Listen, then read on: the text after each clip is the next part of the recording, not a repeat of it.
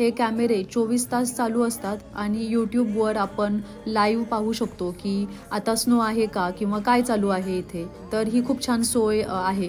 इथे आजूबाजूला जे लाइटिंग दिसतंय झाडांवर आणि इथल्या बिल्डिंगवर, तर हे लाइटिंग 24 तास चालू असतं आणि साधारण नोव्हेंबर महिन्यामध्ये इथे लाइटिंग सुरू केलं जातं. ते फेब्रुवारीपर्यंत आपण इथे लाइटिंग पाहू शकतो. इथे उजव्या साईडला हा जो एरिया दिसतोय, तर इथे जनरली खूप बर्फ साठलेला असतो आणि मुलं खेळत असतात या बर्फामध्ये.